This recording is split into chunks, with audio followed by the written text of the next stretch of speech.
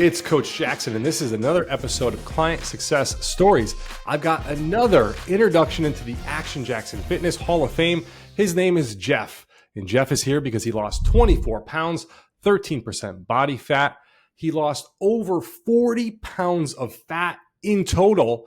He gained over 10 pounds of lean mass, and that's both confirmed by a DEXA scan.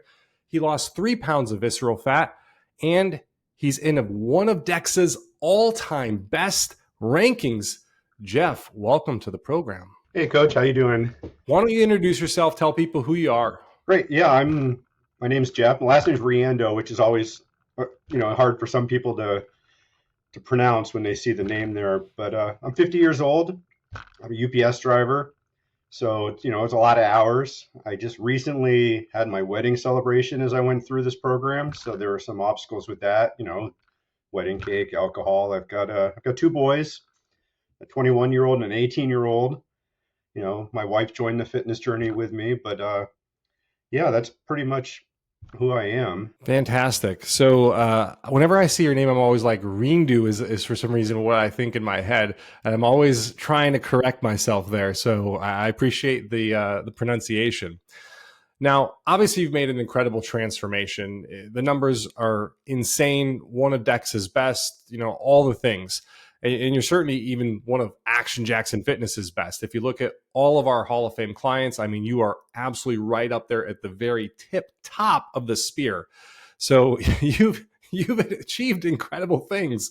I mean, this is mind-blowing. So I really want to dive into the nitty-gritty, the tactics, the things that have worked for you and how you've been able to achieve this, so we can obviously have some lessons for people at home. So let's rewind back, as we always do, and let's talk a little bit about where you started when this whole journey began.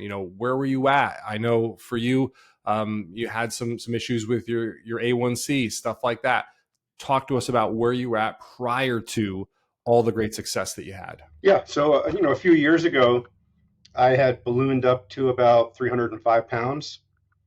And I'm assuming I'll send you some pictures of those so you can put them up in this too, just so people can see what it looked like. And, I become a diagnosis with diabetes too, probably because of just letting my weight go and stuff like that. And a lot of people are like, how's this happening? You've got an active job. You're in and out of the truck all day, delivering packages, carrying stuff. And as we learn, your body gets accustomed to stuff. So I've been doing that 20 years. I wasn't getting a workout or any type of exercise by actually moving all day long. I needed to start doing some more. So I went to do my DOT physical to get my DOT card to keep working. And at that point, my A1C was over 10, which is, I couldn't even get a card. I had to get a 3-month, temporary card, go see a doctor. I got diagnosed with diabetes, started doing, metformin and stuff like that, changing my diet up a little bit. And I had gotten down to about 270 pounds just from that. Still not feeling great, but when you drop 35 pounds, you feel pretty good. You look in the mirror and you tend to look at the good things. You block out all the bad stuff and you're like, oh, I'm not that bad. And then I let the A1C, not really sticking to it. Went to my next year's physical and, oh my God, I'm back to a 9.2. I still got my card, but I'm trending back the wrong way again. And at that point, we're coming into like Christmas of last year. And I started talking with my wife and I'm like, really need to start doing something. We had bought a gym membership for myself and my two boys, but that's a half an hour commute to the gym. You work out, it's a half an hour commute back. I don't have the type of time in my day where I can spend a day just driving to the gym and back. I don't know when I'm getting done with work every day. It's always different. So that like most things, started off strong, just kind of petered out. And so we started seeing the tonal commercials and I'm like, maybe we'll buy a tonal and I can work out at home and I'll be able to fit it in when I can get it in. And that worked out great. It brought me down to, 240 pound range. At about that point, I got it in January of this year. So I did always had some shoulder issues. I did your shoulder strength program on tonal. And that's when you had kind of reached out and started talking to me. And I'm like, I think I need a little bit more than just randomly, oh, this looks like a fun workout or program on tonal, not really following any set thing, just bouncing around. I think I need to do a little bit more. So I purchased your book, started reading it, started talking to you, and then the rest is kind of history. I just got dove right into it, and yeah, that's about where I started your program at about 240, and then I had dropped 13 quick pounds right before your program just by following the fasting and reading your book and stuff like that. So yeah, I think I came into your program about 227, 226 when I first started. So Wow, Jeff, I really appreciate you sharing all that. So thank you. So that kind of brings us up to at least the point at which you joined the program. So you join the program, we have a conversation, and you realize just doing random things is not going to get you to your ultimate goal. You've certainly started putting in some work, putting in some effort, which is good. And that's going to take you and help you make some progress, of course. But at a certain point, you need to combine hard work with a real strategy as opposed to just random tactics. And that's when you can really start to hockey stick your results.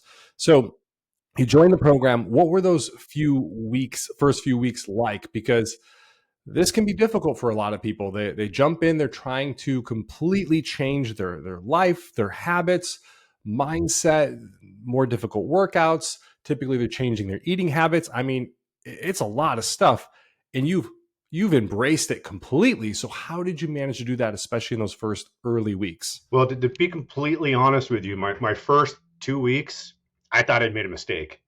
I doubt crept in. I'm like, I can't do this. I'm like, what is going on? I've never faced this before. Because you start fasting, which I hadn't fasted before. You start working out fasted. Never done that before either. And then I made the mistake of thinking, man, I'm going all in 100%. So I'm going to cut caffeine out of my diet too. So I went from, 2 to 3 energy drinks a day to zero caffeine, working out fasted and fasting. And I'm like, man, I'm dying here. There's no way. I just wasted all this money. I can't do this. There's something wrong with me. We had some talks about that. And then you were like, you don't have to go zero on the caffeine. So I started thinking, well, maybe I'll have an energy drink. So I'd have an energy drink, and I'm like, well, I feel so much better now. So that was the biggest challenge in phase one, was the first 2 weeks doubting everything I was doing. I was following it perfectly, and I'm like, why can't I do this? Everybody else is doing it, and I can't do it. But yeah, once you get past that first little initial shock to your system, you you get accustomed to it. Like you always say, it doesn't get easier, but you adapt, and you kind of, yeah, now I can do this. I've calmed down, and I just kind of, just stuck with it. So that was the hardest part in phase one. Yeah, you get stronger, is what we always say. It doesn't get easier, you get stronger. And it's a very important distinction, because if it just gets easier, then you're really not recognizing the most important thing, which is you're improving and getting better. Your cardio, your endurance, your strength, all of those things, your mindset, that gets better. Your discipline muscles, those get better. And you want to acknowledge that, because that helps you stack and build those wins and get that momentum. But another point that you bring up here is you try to do all of these things at once, and it just becomes too much if you try to do too much too fast. So you need to sort of prioritize and say, okay, well, I'm going to do the fasting, and maybe I'm going to do a fasted workout, and that's going to be a little rough for a week or so, but I'll get over that. But I'm not going to completely cut out caffeine, or I'm not going to completely do this or that. You got to do things in stages, or as James Clear talks about in his book, Atomic Habits, you got to habit stack. So start this, and then add this, and then add that, as opposed to trying to do everything all at once and then getting overwhelmed. We want you to be uncomfortable. We want to push you outside the zone of comfort, because that's where growth is, but we don't want to push you into the danger zone. So think about it like, we want to maybe drop you in the deep end of the pool, but we don't want to throw you out into the ocean in the middle of a storm while there's a tornado, right? That's just too much. So And that's kind of how I felt. yeah, 100%. Okay, so you're dealing with some doubt initially. You include the caffeine back. Things don't seem so kind of crazy and chaotic. But what were some other obstacles or things that you faced, especially in those early days, and how did you overcome those things? I mean, a lot of it was with my schedule at work. I don't know until I show up that morning how long my day is going to be. So initially, I wasn't making my meals the night before. I'd get up early in the morning, work out, run to the kitchen, try to cook my meals and put them in my meal containers for the rest of the day, and it was just too much.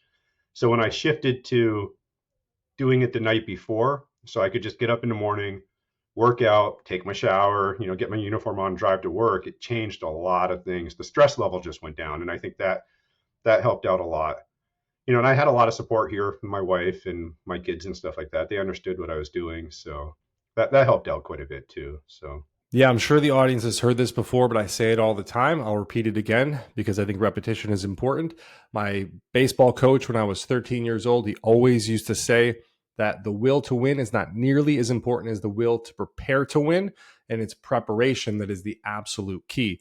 So making sure that you know what you're going to be eating tomorrow, whether that's getting meal prep delivery if you don't like to cook, or if your spouse or partner is helping out with that, that they're making sure that they're getting things in order. Or if you're doing it, that you're doing it the week before, the night before, whatever, but that there's some preparation there so that you're not scrambling last minute to try to make decisions when you're in the thick of your day and you're busy and it's kids and responsibilities and work and all of these things. So I think that's a really important point to emphasize. The other thing is that, and you mentioned this earlier, but I think there's like the old model, which is right going to the gym, and not to say that you can't go to the gym or that doesn't work for a lot of people, but with kids and work and responsibilities and everybody on all the time and people getting busier and busier and work and life seem to be, there's just mixing together. There really is this push, I'd say, where people are working out more frequently at home. They're building out home gyms, whether that's with adjustable dumbbells and benches and other things and pull-up bars, or whether that's with tonal. And it seems like that's happening more and more. And I love the fact that you said, okay, well, what would make this easy? It would be easy if I could do this at home. Well, how could I do it at home? Well, there's this machine out there and it works. So I'm going to go ahead and get it. So that's super important as well, because then you have this, you number one, invested. Number two, you have this big thing sitting there and it's now a cue, right? A habit has several different parts. There's the cue, there's the habit, and then there's the reward. And the cue is, right, seeing the tonal. That's the cue to exercise and work out. And then every time you see it, you think about the money you spent on it and it's there. And then there's this feeling of, oh man, I should really be working out and this and that. And it makes you work out. It forces you. It's a bit of a forcing function to make you work out. Like if you want to eat more vegetables and more fruits and vegetables, put fruits and vegetables where you're going to see them, where there's going to be a cue constantly. If you want to eat more cookies, which probably if you're listening to this, you don't put those on the counter in front of you where you're going to have a cue to eat them.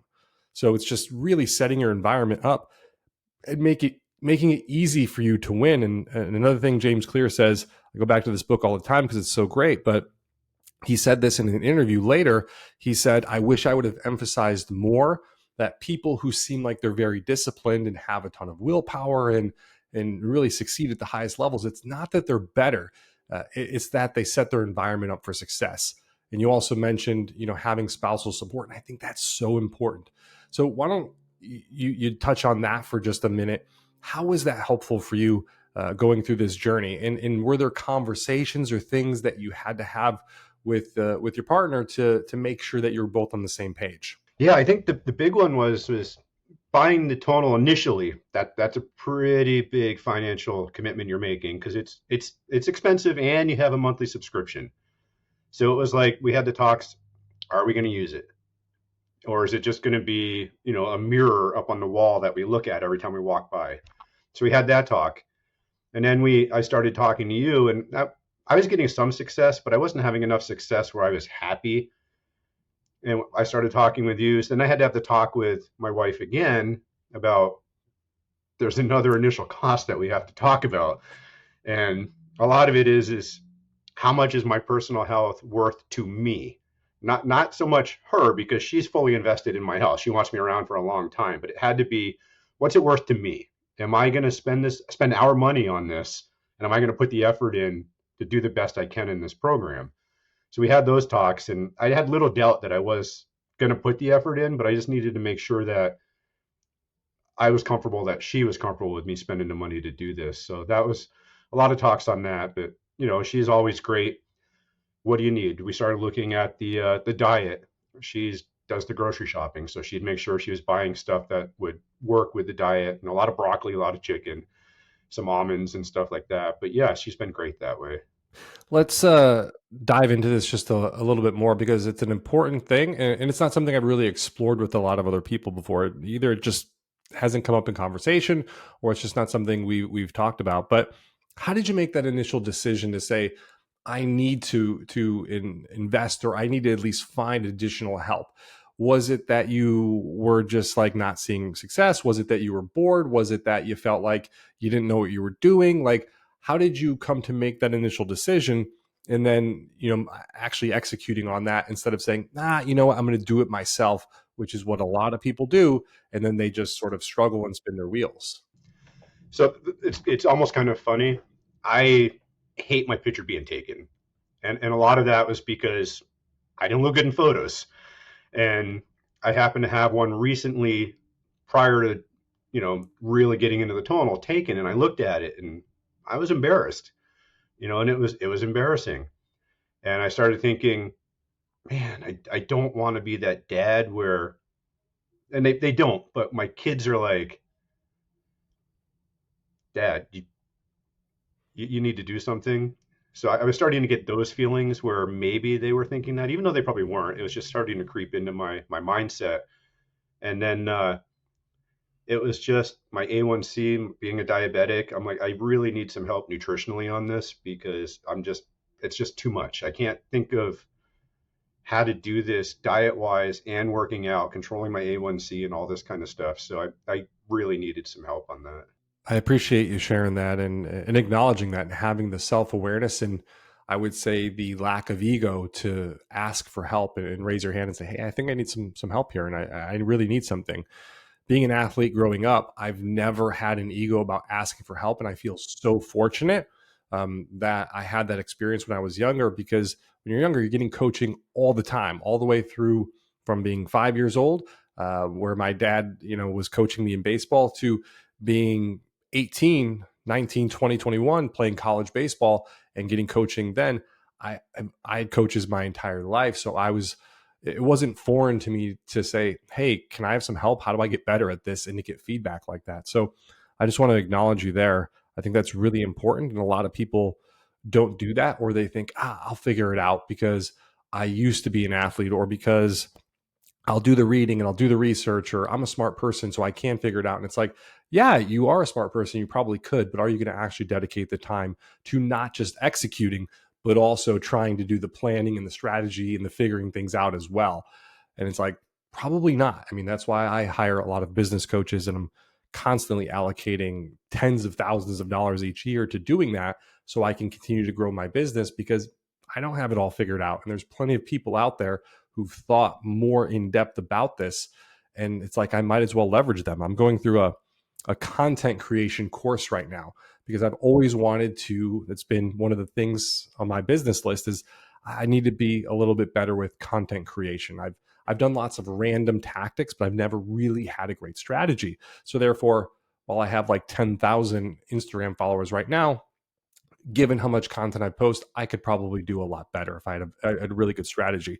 And it's like, well, instead of just spinning my wheels or just continuously spitting out content and just hoping and praying it works, why don't I just pay for a course or a coach who's done this before, who has put this all together, who's thought, at the highest levels about this in even the most, minute details, and built out a system, and then they can teach it to me, and then I can apply it, and then of course get probably very predictable results. It's like, why wouldn't I do that if it's going to save me thousands of hours and frustration and all of these things and give me an outcome?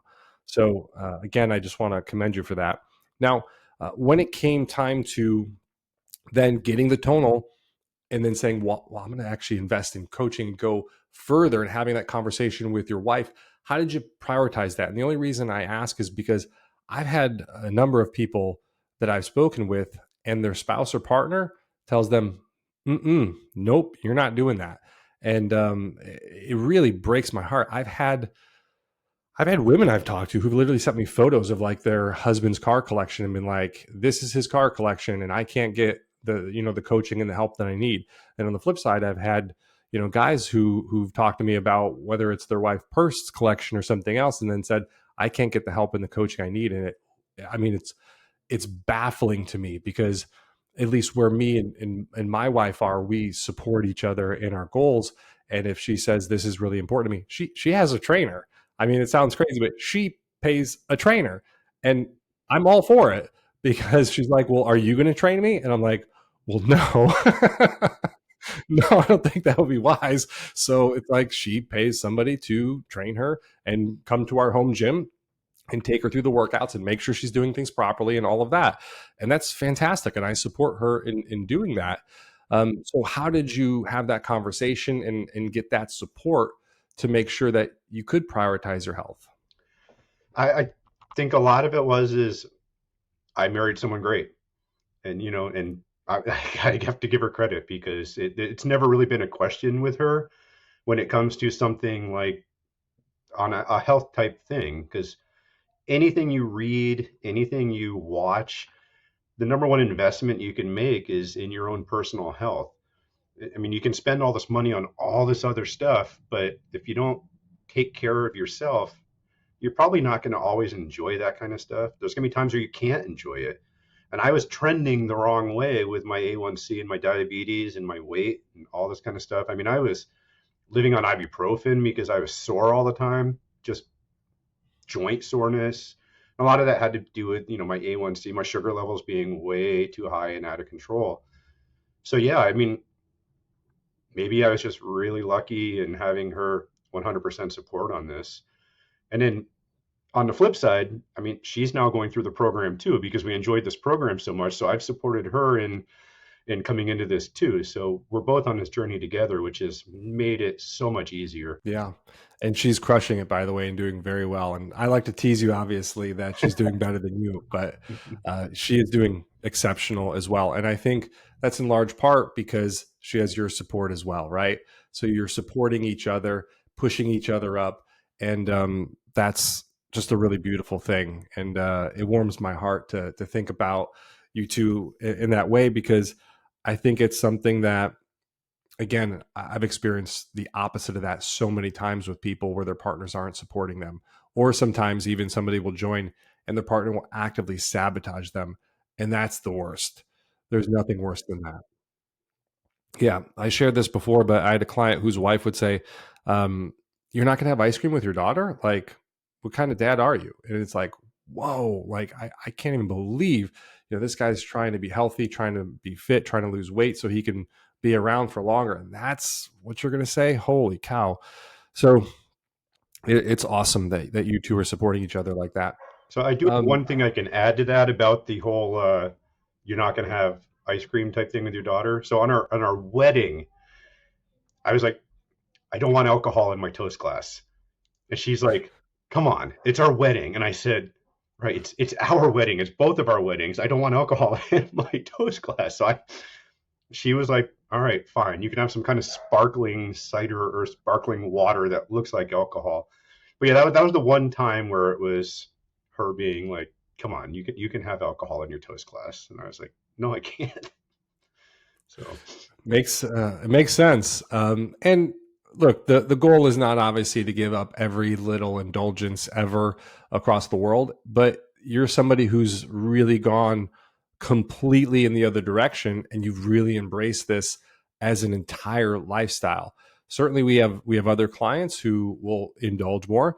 As you know, the great John Wickman, who lost 24 pounds in the program, drinks a glass of wine every single day. That's that's the way he wants to live. That's his lifestyle. And we support that because fitness is something that should fit into your lifestyle. It should complement and it should make your life better. And if having or joining a fitness program or being on a certain diet means that you can't enjoy something that really adds a ton of value to your life, then I would say that that's not a good thing. So we're not dogmatic in that regard. But for most people, and it sounds like you including and me including, I drink alcohol few and far between, right? On my wedding, certainly I did have quite a few drinks, but it's just few and far between because it just doesn't add that much value to me on a normal basis. And when I think about having the drink, I do the compare and the contrast, and I think about the long term and short term consequences. I think, okay, short term, this is going to feel really good. Everyone else is having drinks. Great. Okay, this is cool. But long term, I'm going to wake up tomorrow. And even if sometimes if it's just one or two, I'm going to wake up tomorrow. I'm going to be a little foggy. I'm not going to feel as good. My Whoop recovery score is going to be lower. My workout's going to suffer. I'm not going to be able to hit it as hard. I'm not going to be able to do videos like this and be, bright eyed and bushy tailed and all of the rest. And it's not going to be as good of a day. I'm like, do I really want it? Probably not. Now, sometimes I do it. If I was in Napa a couple weeks ago, I certainly had some glasses of wine, but other times it's just not worth it. And it's just about doing that kind of compare contrasting and saying, is this worth it long term? Sometimes the answer is yes. A lot of times the answer is no. And most people just default to previous behavior, what other people are doing, social pressure, norms, etc. And we want to have our own relationship with whether it's alcohol, whether it's food, sugar, whatever. It's like create your own relationship with it. That's something intentional that you want that makes your life better. So I totally get that. Yeah, Um, I always ask myself, was I happier before or happier now? And I'm way happier now. So this yeah, is my new norm, and I'm completely fine with that. And that's honestly how I look at it. Was I happier before or am I happier now? So I want to spend just one more minute here on the somewhat more rougher period where going back. You mentioned you were in pain. You mentioned you were taking whether it was ibuprofen and other things. I mean, how did you justify that to yourself, or what was your kind of mindset and your mental talk like at that point, where you kind of stayed stuck because you were in that zone for quite some time? Like, what was that like for you on a daily basis? The mental talk, the mental side, and why didn't I guess you make a change sooner? that's an interesting one, and I've asked myself that before.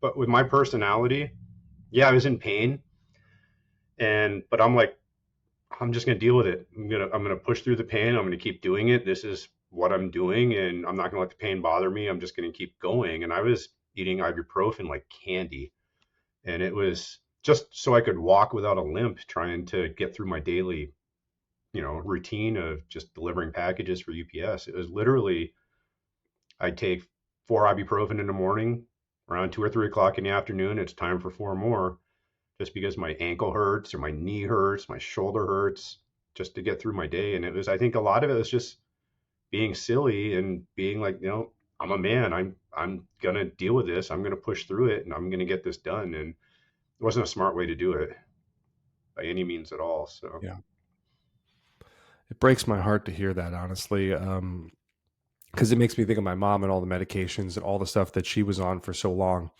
I remember we went to the doctor one time. She was visiting. We were going to an ice cream shop, and she tripped and she fell and she hit her nose pretty bad. And so we ended up having to take her to the hospital. And the doctor said, what medications are you on? And she's like, let me get the list. I'm like, the list. And she goes in her purse and she brings out this long piece of paper, and there must have been 16, 17 things on there. And it was like, at this point, how could you possibly even know what the interactions would be? And the doctor even said to her, he said, look, I kind of want to give you a pain medication. Normally I would, but I just don't know what the interactions are going to be with all of these other things that you're on, including several other medications for pain. So he ended up not prescribing her anything at the time. And it was kind of just, let's ice for pain management. And he sent her on her way. And that was one of those moments for me, like surreal moments, where I thought to myself, my gosh, um, I just can't imagine being on that many medications and needing that many medications just to function on a daily basis. And it really just ate away at me tremendously. And there was literally nothing I can do to talk, explain, to change anything. My mom was who she was unapologetically. And I think that's a very positive quality, but it was to her detriment in many different ways. Um, Now I process it and I think about it like my mom loved me so much that she sacrificed herself in a certain way by being that way. And I really do believe this. You know, I'm not super spiritual, but I am spiritual. I do believe that God put her on this earth with the contrasting of my dad, who's the opposite and still goes to the gym today. Like I was just in Chicago last week and we were working out together at the gym. He's 76 years old, and that started when I was just 5, and I'm 41, and we were working out together. And of course, we both love and miss my mom so much. And and I do really believe that she was put here in that comparing and the contrasting to see both of those things to put me in a position to do what I do every single day and to get up and to keep working and to push and just constantly try to help as many people as I possibly can.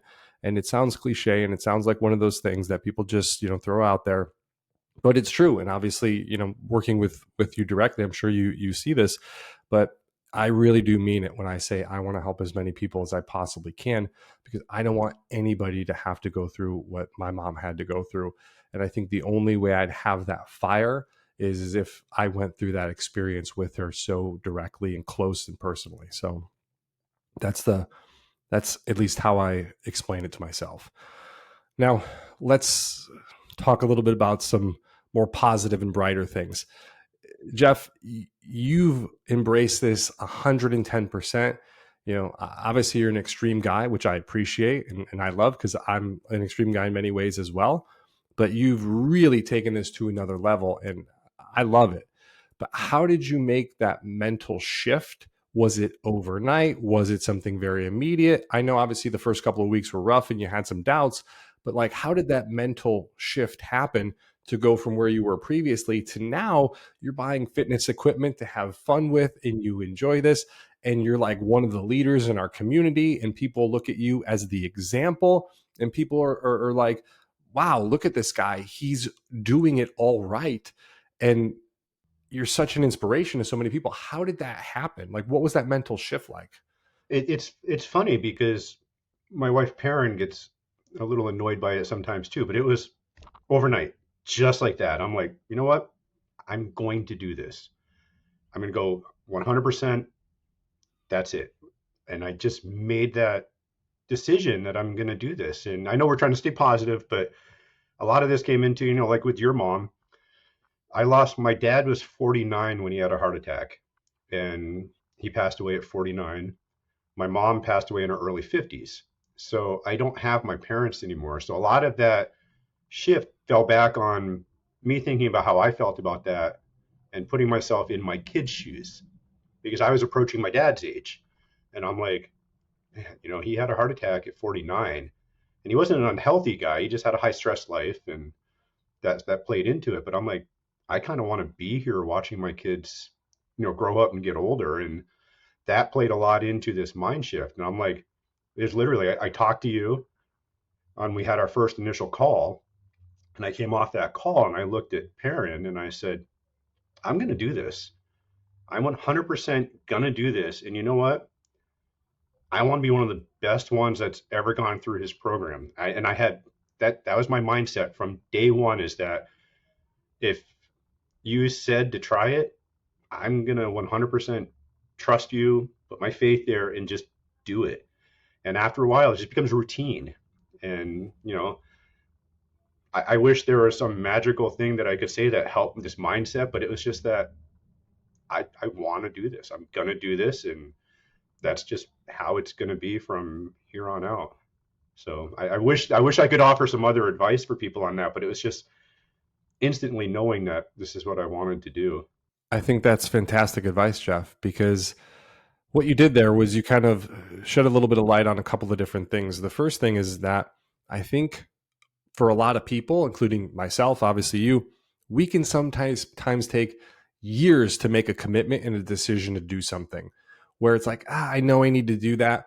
And it just sort of grinds away at you for 6 months, 12 months, 18 months, 2 years, whatever, until you finally make that snap decision and you say, nope, no longer am I going to tolerate this. I'm making a change. And then all of a sudden, every day forward, that's just the way it is.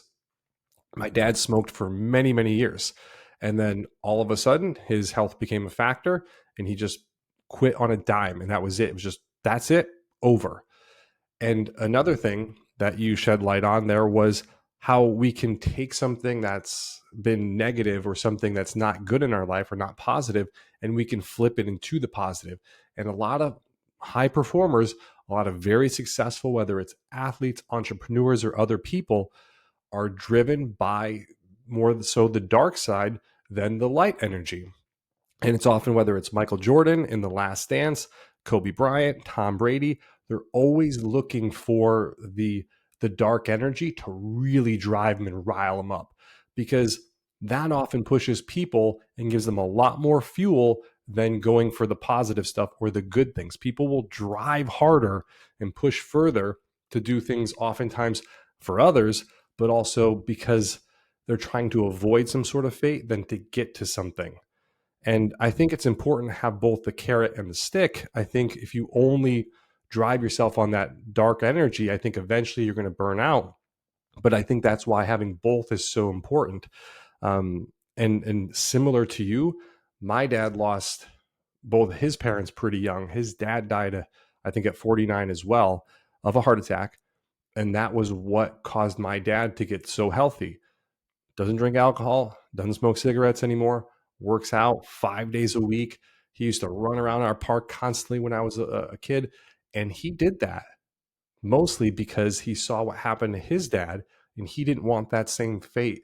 And he wanted to be around for a long time to make sure that he was here for me and my two sisters.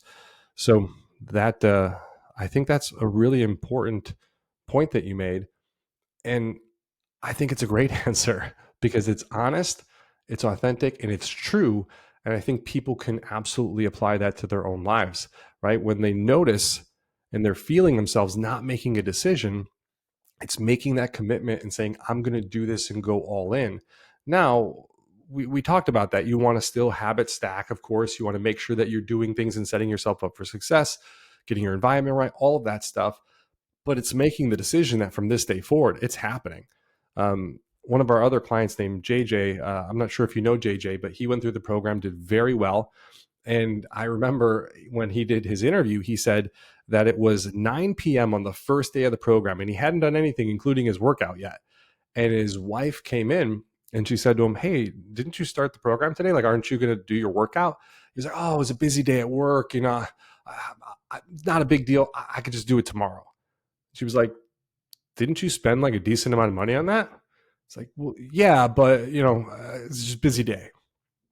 She looks at him, goes, "Okay." And she drops her head and walks out. And he says he got his ass on the tonal immediately and did the workout.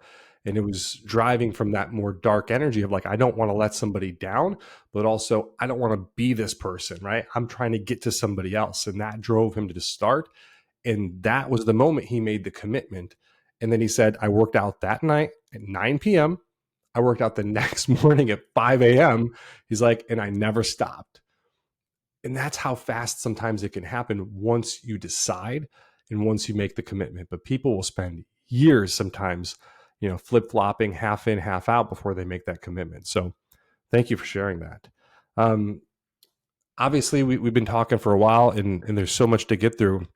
So I appreciate it. But what are some other things that you might want to share, things that we haven't brought up, that whether it's, that you feel are as important, overcoming obstacles, mindset stuff, other things that kind of help you get to this point where obviously now you're one of the most incredible clients we've ever had?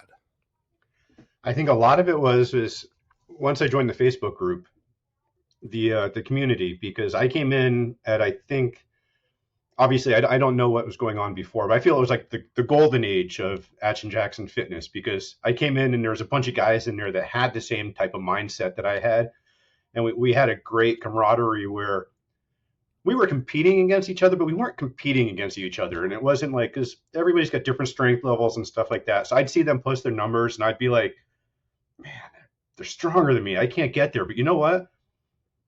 I might be able to do more work than they're doing and make my numbers almost what their numbers are just by doing a little bit extra. So they they spurred me on to pushing myself, and it just was a really fun time. There's so many people in this group that are willing to share and talk and offer advice, and that was probably what really spurred me on to greatness was the group and the people in the group. Yeah, I think groups are so powerful, and it's one of the things that when I first started coaching, I didn't even have a group, and even when I did online coaching, and I started my online program, I didn't really embrace the power of groups very much, and I didn't understand, I didn't get it yet. It really didn't click for me, which is crazy because I've experienced the power of groups so many times throughout my life, and it took me just a long time to really get it.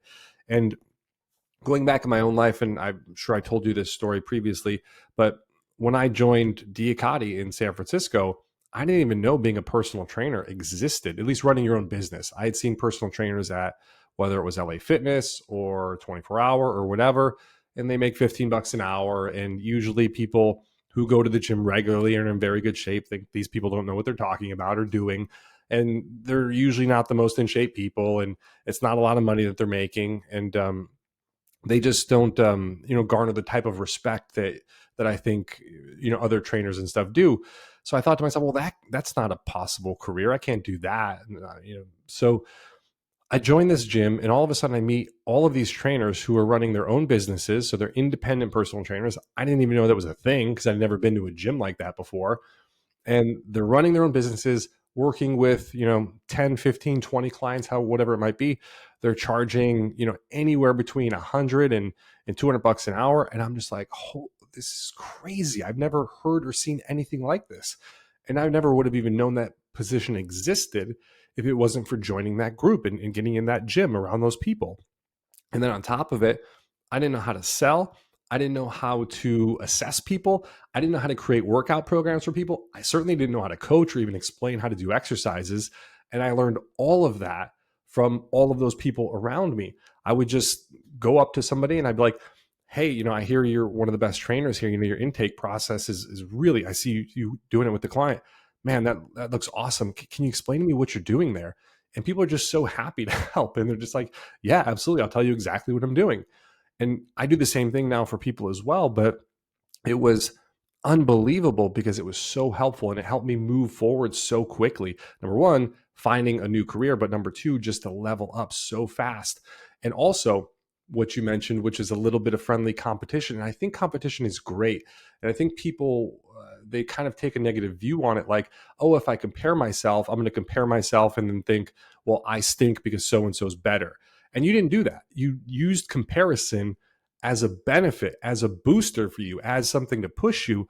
And I think that's really valuable. So when I was working at that gym, me and several of the other trainers would kind of compete and compare on who's bringing in the most clients, whose hourly rate is the highest, how much money did you make this month? And it was fun. It was something that we competed against. It was friendly competition, and whoever lost that month would owe the other trainers drinks, a round of drinks. So it's not like there was huge stakes or anything. It was just friendly competition, and it pushed us. And it made me take that extra sales call or whatever, or that meeting, that consultation when I didn't want to do it. And it was Friday afternoon and I wanted to go home. And I looked at my watch and I was like, you know what, man, I know Ross over there. He closed a big deal today. I better get on this and do it because I want to keep up. And man, we'll often do far more for for others, and because of that kind of social pressure, good pressure, than we will for ourselves. And I think that's another really valuable point that you added, which was the community aspect, getting in a good, positive environment, people around you, ideas, seeing things that other people are doing. It literally will blow the limits off of your mind. You're like, why can't I do that? And to your point, hey, maybe I'm not as strong as that person, but I bet I could do just as much work as they do or more to try to keep up. And it's a bit of David Goggins' mentality there was, I might not be able to do everything they can, but I could outwork them. And that's awesome. So That's exactly how I viewed it. It was like, you know what? He's going to do more than me physically, strength wise, but I'm definitely going to try to outwork him. And I'm going to post my stats because he did. And then those guys are going to see mine and they're going to be like, we're not going to let Jeff outwork us. So it was just this ongoing kind of fun, like carousel of things that we were doing. And it was, I, it is pretty enjoyable. It wasn't anything dark about that at all. I was just as happy for them as they were for me. So Yeah, that's how you use comparison for inspiration as opposed to like just pure jealousy. Or what sometimes people will do is they'll compare and look and say, well, that's because of X, Y, or Z. It's not my fault. They have this advantage or this going from there. It's genetics or whatever. And it's like, well, even if that's true, it doesn't really help you or serve you. So I'm always, this is a bit of stoic philosophy, but I'm always looking at things and saying, how can I make this to my advantage? Or how can I make this something that is going to be more positive and have a positive outcome? I mean, today, for example, I found out that my accounting software, I'm not going to mention the name of the accounting software, but they literally just withdrew $1,800 out of my account. And they said, well, this is for some charge instant payout thing. And I'm like, I didn't even use that feature. Like you just literally stole money out of my account. And they're like, oh, well, sorry, not a big, and now I'm trying to dispute the charge and get the money back. And it's this whole thing. And I was very angry, very aggravated and angry because I mean, for all purposes, it's like they basically stole money out of my account.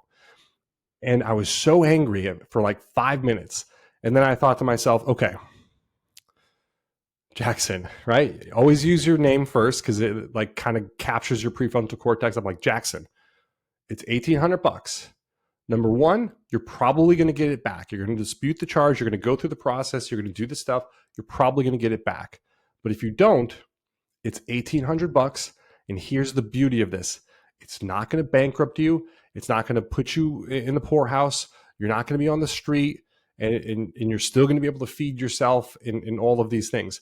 And I was like, what a blessing it is to be able to look at $1,800 at this point in my career and life and say, you know, I want to get the money back, but if I don't, it's not going to affect me that much either. And I was like, wow, that's an incredible blessing. I still want to get the money back. And if I don't, I'm going to switch software and I'm going to be very angry, of course. But I'm reframing it as what a blessing, what a gift it is to be in a position financially now in my career and with what we have built that's no longer an issue. 5 years ago, $1,800 could have broken me, but now where we're at, it's not going to, and that's an incredible blessing. So it's just about reframing things of like, what's going to support my goals, what's going to get me to my outcomes, what's going to drive me and what's going to benefit me, and thinking these people are thieves, this is unfair, I'm a victim. That does me no good. It just makes me more angry. It makes me trust people less. And then it makes me kind of spiral down in this negative mindset that's just going to lead to the next negative thing happening. Again, does me no good. So just a little personal story there. Well, Jeff, we've been talking for a while. Any other last final tidbits, things you want to share? I'm going to give out a shout out to Len, who probably gave me my best feel good moment in the program. Is it killed Len that I beat him in the arm challenge, but at the end of that, when we started talking, he said to me, and obviously he's in the military and he's in a position of leadership, and he said he would absolutely love to have someone like me working with him, and that just felt really good. It just kind of like, yeah, that made me feel good when he said that. So I get to give Len some credit here. So Len was a big part of this. Yeah. And just for a little context for people who are listening, we do these monthly challenges in our private Facebook community. And I mean, this is something you can do on your own with your friends, anything. But again, this is just to spur that friendly competition and to get people connecting and get people kind of pushing themselves beyond their kind of self-imposed limitations. So we did an arm challenge, and the goal was bicep triceps for the summer. This was a couple of months ago during the summer months. And let's just see how far we can take this. So it was like, let's add in some isolation bicep tricep exercises. You can add in, as little as 3 sets per week on either, 10, 12, 15 reps, whatever you want to do. And people would just scale it from there. And some people like yourself put in an exceptional, extraordinary, and mind-blowing amount of work. How many pounds did you lift in that challenge, Jeff? I think it was 100,900 pounds or something like that. So in a month. Yeah. So I would say that in 100% of cases, more is not always better. But in, let's say, 95% of cases, more often is better. And if you want to grow your arms, well, here's one way of doing it: bicep tricep challenge for the month. You know, and you want to obviously have an equal set, roughly, of both. Triceps actually make up a little bit more of the arm, right around 2/3 than biceps do. So maybe you want to favor triceps a little bit, but lift an extra 100,000 pounds on your arms. I'm sure you're going to get those babies to grow. Like, that's just pure effort and execution. And most people will sit around and they'll watch Instagram memes and reels and all this stuff, and they'll read about bicep tricep workouts, and they'll read about building muscle and this and all this stuff, and they'll like this and follow this influencer and take this supplement and this pill and get on creatine and BCAAs. But what they won't do is lift 100,000 pounds in a month on their arms. So you are an absolute master of execution. Last question I'll ask here before I just acknowledge you is, how did you get to the point? Have you always just been an executor by nature, or is this something more recent where when you set your mind to something, you just execute and execute and execute? No, I was a procrastinator. You know, a while back, it was I'd jump right in, start stuff, not finish it. Start something new, 100% effort, like full into it, never finish it. Something always came up where it was a change in my schedule or something. And all it took was that one little thing, that one little change in my life that just threw me off track. And I would stop. I'd go from 100% effort to zero effort in it because I let that one thing derail me. And I think the biggest part of joining this group is learning how to deal with that kind of stuff, how to switch some things around, deal with the curveballs that get thrown to you and stuff like that. And I think that's the biggest thing that changed, is just trusting the process and figuring out, okay, if I can't work out today, I can skip my rest day tomorrow and use today as my rest day and do my workout tomorrow, or I can do it in the morning, or worst case, I'll have to do it at night, but I can get it in. And that's probably the biggest thing, is I went from someone who always started with all the effort, never finished, to someone who now figured out a way that I can finish it too. So Yeah, I think that's so incredible because it separates the winners from the losers. It separates the people who are fit for their entire life from everybody who just starts and stops all the time.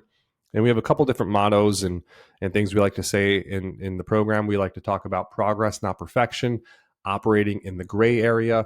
We like to talk about not being on or off, but always being on, just to varying degrees. You might be on vacation, right? And I love the dad analogy here. If you're a dad or a mom, you have kids, you're always a dad or a mom. It doesn't matter if you're on vacation just with your spouse or your partner, or by yourself, or on a boys trip or a girls trip, you're still a mom or a dad. And if you get that call, you go into mom or dad mode. It doesn't end. So it's the same thing with our health and our fitness. We're always on, just to varying degrees. Like, how much are we going to be pushing, and how much are we going to be invested? And sometimes work gets crazy, other things happen.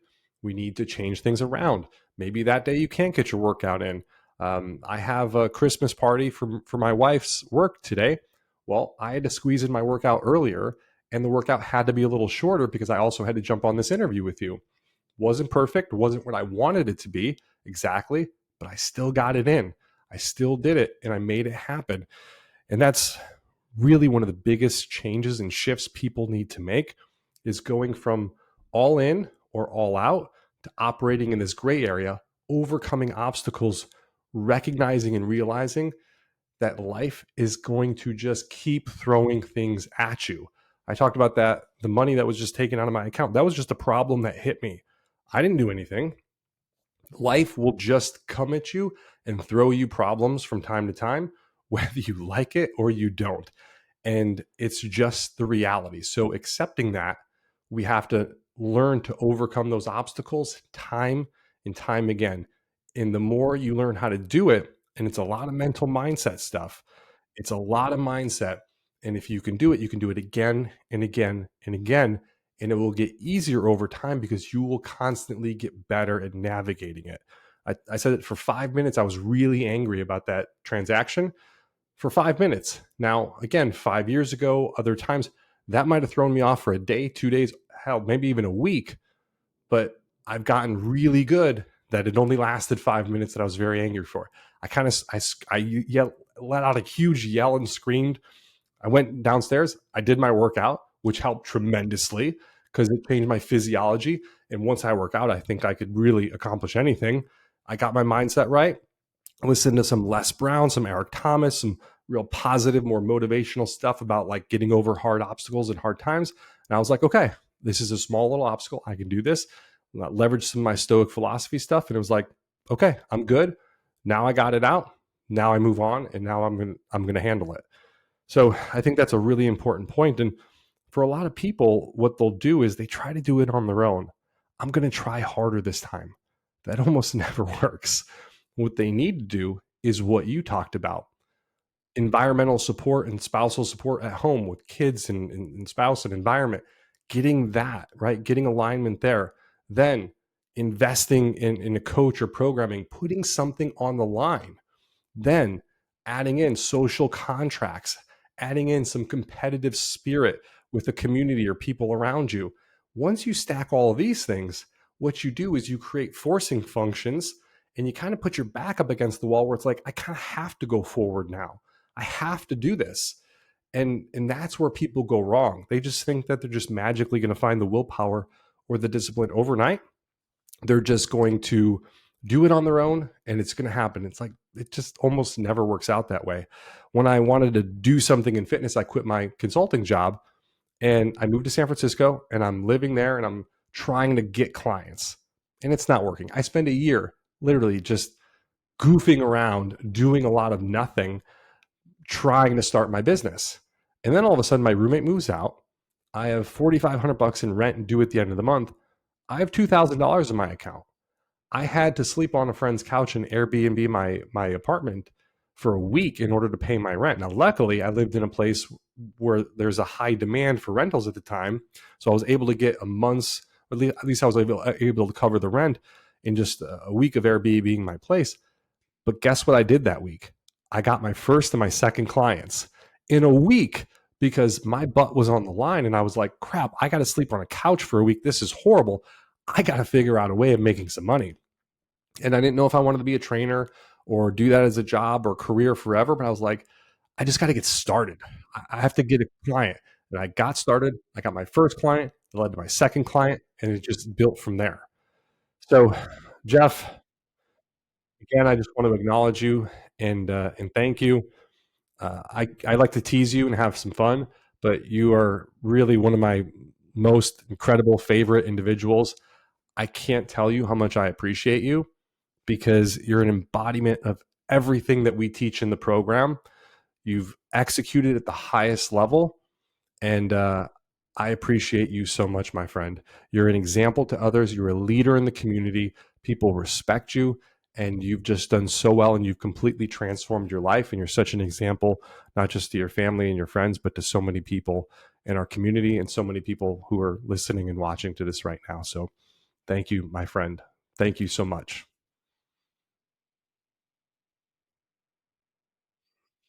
That's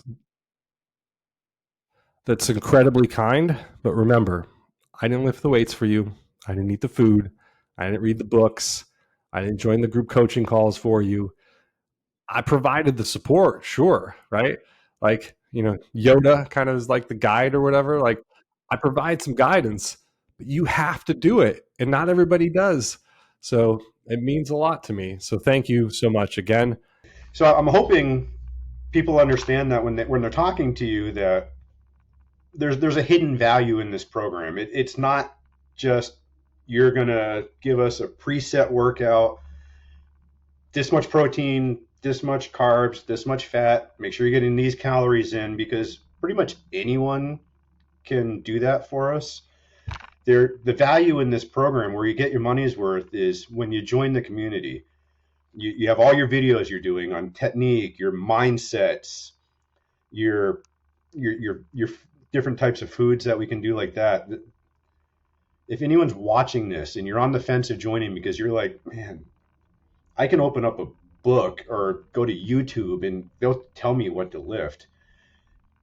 That's the easy part. That anyone can do that. It's all this other stuff that you don't understand until you actually say yes, I want to do this, and you get into the group and you can leverage all the information that's in there. That's where the money's made up for this program. So, I agree with you, Jeff, 100%, because I've joined a ton of different coaching programs and things, and you're not paying necessarily for the education or the information. Like, yes, that's absolutely part of it, but of course, you could find that information if you read all the books and go through all the YouTube channels and do all the stuff. You could probably find that information, but you have to sift through that information. You have to curate it. You have to filter it down to the things that actually matter, apply to you, and move the needle. And then you have to organize all of it and then execute on it, which is a tremendous amount of work. And what we're doing is we're doing all of that for you. And then we're presenting it in a way that's easy to consume. And then you got your Mindset Mondays. So you got your mindset video on Mondays. We're celebrating wins and reinforcing them, teaching you how to shift your focus to the things that are working so you can build momentum.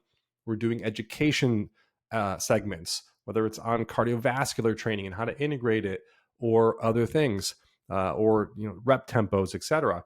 Then we're also giving you recipes and food ideas and how to manage diet, and of course, we're giving you then also the exercise, the physical elements, how to make adjustments, advanced techniques like bracing, different hacks or exercises that you can apply that maybe aren't available on Tonal, or exercises that you can do in your home gym.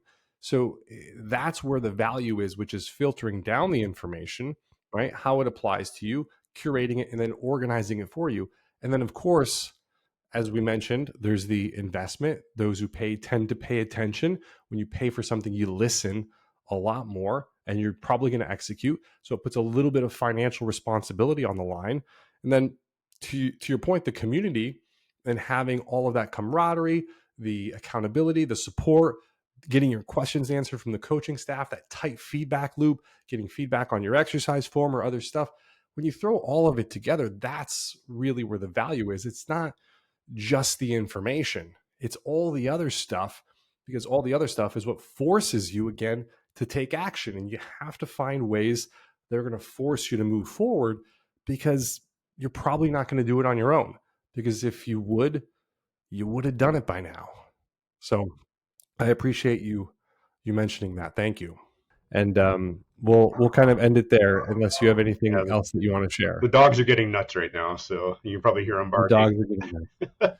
Well, everybody, you heard it from Jeff himself. You know what to do. Remember, action is the difference between dreaming and succeeding.